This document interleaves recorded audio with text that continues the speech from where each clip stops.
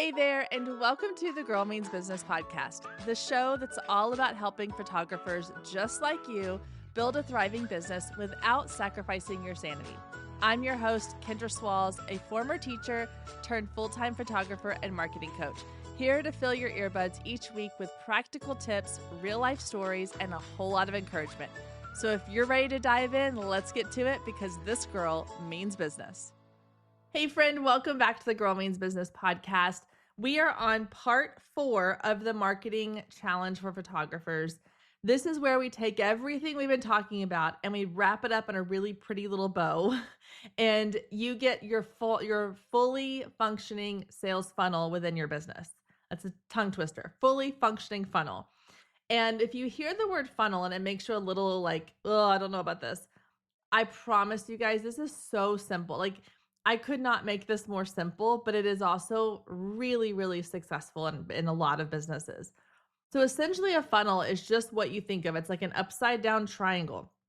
And the top is where you have the widest opening, and then it gets slowly smaller and smaller until you get to the very bottom. And the visual goal here is that you are pouring people into your funnel from the top. They're coming to you in the top, and you have a large group. And then as they go through your funnel of your email series and your welcome series, your lead magnet, getting to know, like, and trust you, they kind of funnel themselves down until you get to the very bottom, which is where you have the clients that are going to book with you. So a lot of it is kind of a numbers game. The more people you have coming into the top of your funnel, then the more people you have staying to the bottom of the funnel. So if you're only adding in a handful of like 3 or 4 people into the top of your funnel, you may only get one of those out. Whereas if you're adding 100 people into your funnel, you might get 10 of those that are booking with you.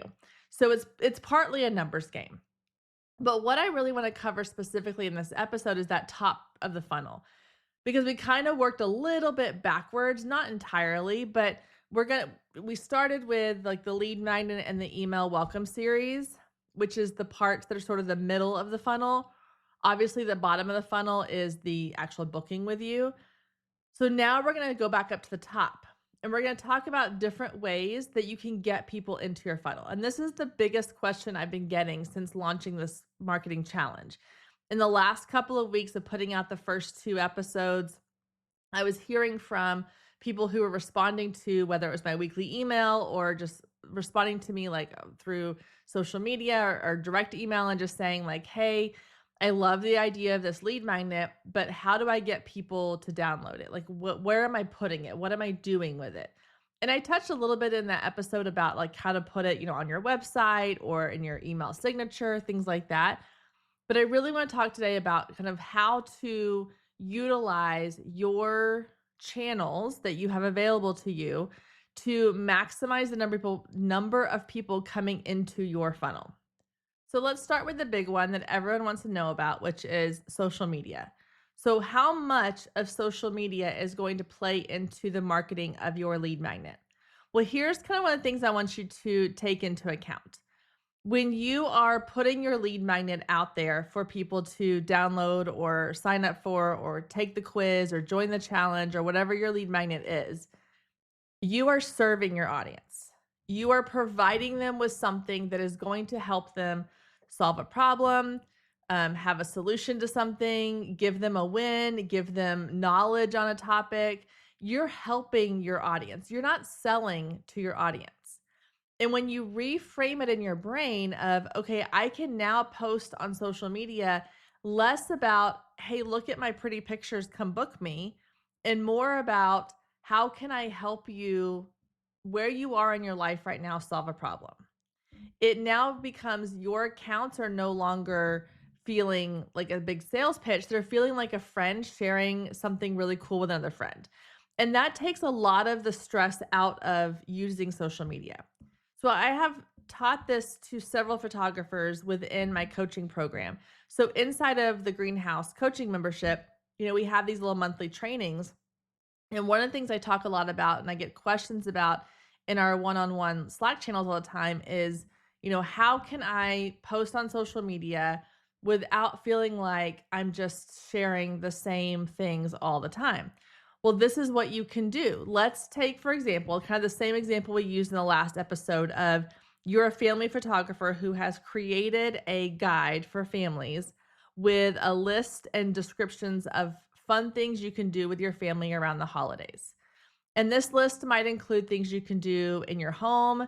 It might include things you can do around town for free, or activities you can buy tickets for, restaurants that have fun events going on, local, fairs or pop-ups that are happening. So you've created this list, okay? You can share that. You put it in your Instagram bio, put it on your Facebook, page, your profile.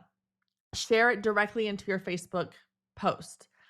But what you can also do is you can highlight a few of the things. So let's say that one of the things that's on your list of things to do with your kids around the holidays is your town has a local like Polar Express train ride where you can sign up and they have the train they can get on and they serve hot chocolate and they have all these fun activities for the kids.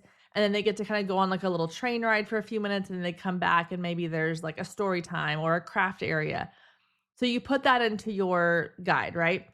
Then you're going on social media and you are talking about this around the holidays. You're posting, maybe it's a picture of the Polar Express train and you're writing in the caption all about like, this is one of the things I talk about in my family fun guide for the holidays. If you want more activities like this that you and your family can do, download it here. Or if you want to learn how to document your family around the holidays using your iPhone, here's my free guide. I'm going to, share a few little tips online, but don't share the whole thing and they go download the thing. I was thinking about this the other day when I was listening to one of the podcasts I love, Armchair Expert, and they interview, celebrity guests and people who are experts in an area. And they were talking to a guy who was a reporter for in the military, I think. And he ends up writing this kind of expose book about unveiling some secrets in the military that he kind of uncovered as far as like some shady things that were going on. And they're interviewing him about this book and they kind of want to walk through the story. And at some point he kind of hints at, and he eventually, I think, flat out says like, well, I want the readers to find that out when they read the book, but here's what I can tell you. And I was like, oh yeah, that's what they're doing here. They're dropping breadcrumbs. They're giving us just enough about the story that makes us want to go, I want to know more about the story. And then we want to go buy the book. That's what good PR is, right? They're not out there sharing the whole thing. When actors go onto a press tour for their movie, they don't share the whole plot of the movie. They'll answer questions up to a certain point, and then they'll go, well, you'll have to watch the movie to see what happens there. Or they might kind of give like a little like, well, you'll be surprised when you get to that part of the movie or something, whatever they say. The same thing goes with how you're marketing your lead magnet. You want to kind of build some intrigue around it. So if you are sharing little breadcrumbs, little tidbits of information that are also inside there, they're going to go, ooh, that's a really good tip, or that's a really good idea. Well, if she's sharing that for free, I can only imagine like what else is in this free guide that she has. Like, that's awesome. And so you got to build that intrigue. So utilizing your lead magnet as a way to create social content and leaving those little breadcrumbs, dropping those little hints, slowly feeding those in. And it takes some time to sort of figure out a rhythm and figure out like how often you want to be posting these, or how much do you really want to give away. And here's the thing with social media, okay? Here's the little secret piece here. A lot of times I will have photographers come to me and say, okay, I'm dropping little breadcrumbs, right? I'm putting out little tidbits of information on my social media page where I am talking about, one little piece of my lead magnet. Or maybe there's 2 or 3 little pieces of the lead magnet that you're like alternating between. Like, okay, I posted this one this week and this one this week and then this one the third week. Well, now what? Okay, well, you go back and you repost it again. Maybe you change up just slightly, but it's still the same thing. Okay, but Kendra, won't my audience get tired of hearing the same thing over and over again? Here's the secret. No, for a couple reasons. One, they may have seen it already, but they may not have seen it in the same format or the same description or the same, however you're repurposing it. They haven't seen it that same way. And they may be like, oh yeah, that's a great reminder. I know she's already posted about this once before and I wanted to remember that and I forgot because life is busy and I'm Instagram and Facebook, they're changing every second. So it's a good reminder. But the other thing is only like 5% of your audience even sees your content the first time. So if you're only posting about it one time, chances are 95% of your followers never saw it in the first place. So don't be afraid to reshare it again, or, reshare it with a different image or a different graphic, or reshare it at a different, whether it was a story the first time and now it's a feed post, or maybe turn it into a reel and then turn it into a story. Change up how, the place where you're putting it. But people are not paying that close of attention to your content that they're going to be like, oh my gosh, I can't believe Kendra shared that same thing 3 weeks ago on Tuesday afternoon at 4:25 p.m. No one's paying that close of attention. And so if every week you build in, like every Tuesday and Thursday, I'm going to post something that points people to my lead magnet, and then, create 8 of those. And then the next month you reshare those same 8. People are not paying that close of attention, and no one is scrolling back that far on your Instagram feed that they're going to notice. And if they do, that's okay. I can tell you, having worked with some people who have huge followings on social media, they will repurpose and repost the exact same piece of content over and over and over again. And there are a few people who might comment and say like, oh yeah, I remember you posted this before. Thanks for the reminder. I've never once, working with several, large accounts on Instagram, have I ever seen someone repost a piece of content and have people go, I can't believe you're reposting this. Like, what, how dare you? I want brand new content every single time. Like, that's just not how it is happening in the real world. So please let go of that idea that if you share the same thing over and over again, that you're not doing it right. It is totally fine to repost that content multiple times.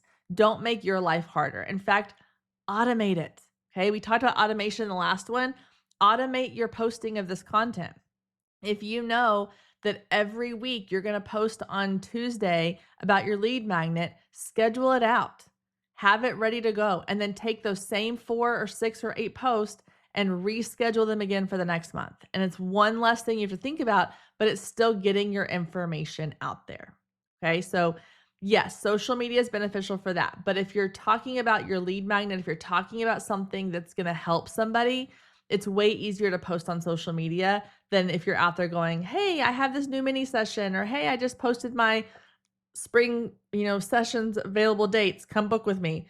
That's a little less likely to get as much attention as saying, hey, there's this really cool activity going on in our community. It'd be a really fun way for you to get pictures of your kids in this cool holiday setting with the Polar Express, blah, blah, blah. Also download my family fun guide for more ideas like this. And then you nurture them on your email list and all the things. Stay with us. We'll be right back. Imagine this. It's a Wednesday morning. You've just finished listening to a podcast episode, maybe even this one, and your head is swirling with so many new ideas for your business. But at the same time, you're feeling a little overwhelmed and confused on what actually you need to be focusing on, or if these new ideas you have are even worthwhile. Now imagine that in the midst of your overwhelm and confusion, you can pick up your phone and directly message your personal marketing coach to get clarity, feedback, and inspiration to help you know exactly what's going to keep you on target to grow your unique photography business. Well, the good news is that's exactly what you're going to be able to do very soon inside of my newest offer, The Greenhouse. The Greenhouse is a personalized coaching membership that allows you direct access to me as your marketing coach for your business, along with a community of other photographers there to cheer you on, support you, and be with you every step of the way. Now, if you are just looking for quick fixes, viral hacks, or another online course that you'll probably never finish, then this is not the place for you.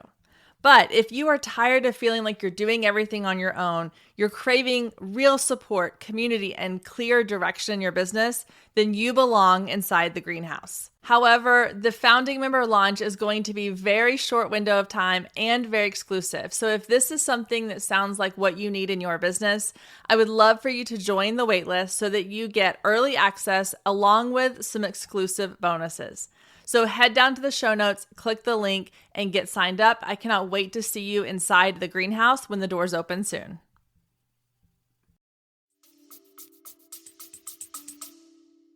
The same goes for like Facebook groups. There's a lot of like mom Facebook groups out there that I hear photographers talking about. And they're like, man, if I could just, I want to post in there, but they don't allow promotional posts. Well, if you're not promoting anything other than like giving value, then they're probably not going to say no. If you're going into the moms group and you're saying like, hey guys, tickets just went on sale for the Polar Express for this holiday season. Don't forget to go grab your tickets. Also, like I have this really cool guide where it gives you tons more fun things around town to do with your family over the holidays. Most of the time, that's probably going to get by as an approved post. People aren't going to see as much issue with it if it's not actually selling something. You're just giving away something for free. And then the other way is through Pinterest. So I am working with a Pinterest specialist currently who's helping me set up my business Pinterest and run it for me. And she's amazing. And so I'm going to have her on soon to kind of break down how we can use Pinterest as photographers. But I have found that Pinterest, even when I wasn't using it strategically, was still a great place to post my lead magnets because that's exactly the kind of things that people are searching for when they go on Pinterest. When they go on Pinterest, they might be looking for like fun traditions to do with your kids over the holidays. And if you've got a cool little downloadable guide they can download off of Pinterest, then you might be, building your list without realizing it. And I know that Pinterest is not necessarily like specific to one area, and that's okay. You can expand your list outside of your area. People might travel to come work with you at some point. Or if you're so far out of the area, if you're in Texas and they're in, Vancouver, Canada, then yeah, maybe they'll opt out of your list at some point, but at least you still have exposure, at least you're still getting people into your funnel. So don't be afraid to broaden your horizons a little bit. Put it on Pinterest. The next thing is building up your SEO and getting people to, to come to your website, getting website traffic, because that's a great place to capture them through a lead magnet as well. And they're even more likely to opt in because they're already on your website. So the best way to improve your SEO, in my opinion, one is to make sure your website is optimized for SEO. So all of your images have keywords on them. You have lots of written content that includes keywords for your page, but also adding in blogging. And this is a whole nother episode we could do on blogging, and I will do at some point. I have done in the past, but blogging does not mean look at this beautiful family, the Smith family's photo session at such and such park. That's fine, but it's not really helpful. People aren't excited to go read about the Smith family. They don't know the Smith family. What you need to also be blogging is content that is valuable to your audience. So again, if you've done this holiday family fun guide, create a couple of blog posts that highlight some of the same things that are in that guide, tagging those places or those companies, and then, doing a whole little write-up on it, and then linking to your freebie, sharing tips, 5 ways to get genuine smiles out of your kids when taking their photos with just your iPhone, or, 6 ways to keep kids entertained on a busy, rainy day. And these may not be specifically photography related, but they're going to get parents onto your website, onto your blog, and then you can share your lead magnet with them. So thinking about your ideal audience, your ideal client, how can you write for them? And again, getting that traffic to your site means more people are going to see it and more people are going to be available to opt into your lead magnet. And then the last thing I want to talk about really quickly is collaborations. This is one of these top of funnel things that I think a lot of people are not utilizing yet, at least not in like the photography space. And it can be so incredibly helpful for getting people into your funnel. So a couple ways you can do this is you can do freebie swaps. So a freebie swap is essentially where you and another business each have a lead magnet of some kind, and you agree to share each other's lead magnet with your audience. So let's say, for example, that in your town, there is someone who teaches like mommy and me yoga classes or fitness classes. And you know that you're a family photographer and this is a great cross section of your audience. And then same time, she's probably looking to grow her classes and you have an audience of moms, following you on social media or on your email list. So you have your lead magnet, a fun family guide, things to do around town. Maybe her yoga classes are on that list. And then maybe she has a free lead magnet that is, 5 yoga stretches you can do with your kids before bed to calm their body and get them ready to go to bed. And then you each agree that you're going to promote the other person's freebie. So for example, maybe you say, okay, on this one week, on Monday, we're both going to post about each other's things on social media. On Wednesday, we're going to send an email to our email list with each, talking about and sharing the link to each other's lead magnets. And then on Friday, we're going to do another post on social media. And then you're cross promoting. So now you're getting her audience coming to you and getting your free guide. And then she's getting some of your audience going to her to download her free guide. And it's a win-win for both of you. And so that's a really easy way to do a collaboration. Another way is we'll use those same people. So maybe you have your friend who runs this like mommy and me, your kids yoga studio. You're a family photographer and you say, hey, I want to come in and set up a day where maybe I do like little 10-minute mini sessions in your studio with moms and their kids in like their cute yoga outfits, or we have a little theme set up. And then she can promote that out to her audience. You can promote it out to your audience, and they, can join your email list to get more information about how to sign up. So doing cross promotions like that, those kinds of collaborations are an easy, fast way to really grow your email list. Because if you think about, okay, I can go post on my own social media feed, I can post on my blog or my website, but if I'm just starting out and I don't have a ton of a very large audience, and I don't have a lot of SEO traffic coming to my website, your reach is going to be pretty limited when it comes to who's going to see that content. But if you're able to now borrow someone else's audience and get your information in front of their audience, you're going to have a much larger influx of people coming into the top of your funnel.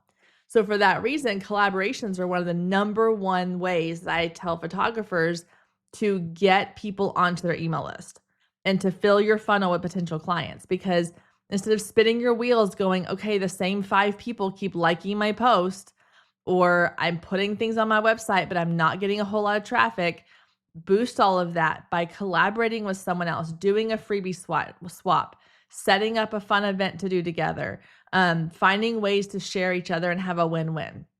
That's going to help you fill your funnel way faster than trying to do it organically. And when you do those two things together, you're really going to kind of boost your visibility. So ultimately, that is kind of your simple, easy sales funnel that you can set up in your business. So you start off at the top of the funnel, you're filling it with all the people that you're getting from social media, Pinterest, blogging and SEO traffic, collaborations. If you're going to in-person networking events, or you're donating your services to a school fundraiser, like anything you're doing to get visibility, get eyes on your business, that is your top of funnel. You're funneling them into your lead magnet, which puts them onto your email list. On your email list, once they're there, you are nurturing them. You are building a relationship with them. You are building that know, like, and trust factor so that in those emails, you start to slowly sell to them. And when they're ready, they're going to click the contact or the book now button, and they're going to become a client. And so that gets them to that bottom of the funnel where they now are a paying client with you. So it's really a simple sales funnel. A lot of it is being automated. A lot of it is things you are doing up front and then just having to make small changes to over time to perfect it and to make sure it's working effectively. But when done correctly and when done really well, it can be running, this whole funnel system is running in the background of your business, and it becomes a well-oiled machine that does not require a whole lot of effort on your part other than just sharing your information and building up these collaborations and getting people into the top of the funnel. Everything else works for you as you go through and do your business, as you're out doing sessions or living your life. So hopefully, as you go through all 4 parts of this challenge, you're starting to see how the pieces fit together and how when you create this really well-oiled machine, this system, this funnel, that it can allow you to kind of breathe a little easier when it comes to marketing. You don't feel like you're always going to be behind the 8 ball. You're actually being proactive, and you have a system that you can fall back on time and time and time again.